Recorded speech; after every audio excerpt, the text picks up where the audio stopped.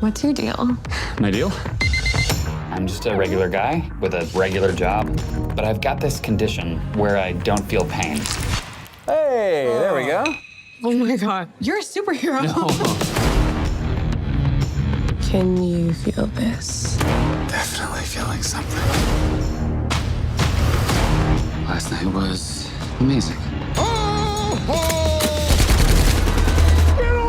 How's it going, guys? Welcome back to my channel and time for another episode of Luke's Reviews. On today's video, have your plasters and bandages at the ready because Jack Quaid is on a pretty painless quest to save the girl in Novocaine. Nathan Kane is a young assistant bank manager living with a congenital disease affecting his nervous system, resulting in him unable to feel any pain. Therefore, he's been forced to live a very sheltered life. Nathan meets a girl who opens the world around him, showing the life he has been missing. But when she's kidnapped during a bank heist, he will stop at nothing to get her back, no matter what he must endure. From his stint on The Boys and his appearances in films such as Scream and Companion, Jack Quaid is quickly becoming the flavour of the month in Hollywood right now. And if his turn in Novocaine is able to be added to the bunch, then I'm hoping it's a flavour that sticks around. This guy just has a great presence whenever he's on screen. He is effortlessly charming. We know he can do comedy. We know he can play a deranged psycho. And now we can add action hero to the list. What I like about Novocaine is the unconventional action lead. Due to his medical condition and inability to feel pain, it allows for unique fight sequences to take place.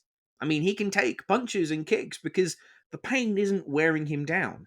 It also means he's more than willing to put his body on the line for extreme circumstances, such as grabbing a gun from boiling oil. What that does result in, though, are incredibly grisly injury and wince-inducing violence that will have you kind of uncomfortably squirming in your seat a lot of the time, because Nathan Kane is essentially dismantled throughout the entire film. The ridiculous nature of the fights draw quite a few laughs as he's completely ambivalent and oblivious to a lot of the injuries that he's sustaining. Each fight just seems to get crazier and bloodier, and it was a good choice to add Jacob Batalon into the mix as his somewhat sidekick to Nathan Kane's character, because he is horrified at the extremities that he is putting his body under. Another key aspect that the film desperately needed to succeed on is this overall romance and relationship between Jack Quaid's Kane and Amber Midthunder characters, because his overall chase and mission to save her wouldn't feel earned if their romance didn't have that spark, and luckily, both the script and the actors succeed in that. I also really appreciate the fact that the script took the time to outline just how debilitating this condition he has actually is, and how important that this girl who is essentially opening up this entire world that he's never really been able to take a step into actually is for him. However, whilst I was under absolutely no illusion that Novocaine was inherently an action comedy, it is frequently very stupid. And the notion of believability is stretched to the absolute max. Whilst the motivations of Kane's character are completely understandable, I don't think any sane human being would go to the lengths of this manhunt that Kane embarks on and not suffer some serious consequences. And whilst this might be considered nitpicky, he would have died so many times. I know he can't feel pain. I know that that is the gimmick, essentially, of the film. But there would have been so many instances where his entire body, no matter that he couldn't feel anything, would have immediately gone into shock. He would have suffered countless heart attacks. I know it's fictional, and I know that the film is asking you to pretty much just get on board with the fact that he is completely invulnerable.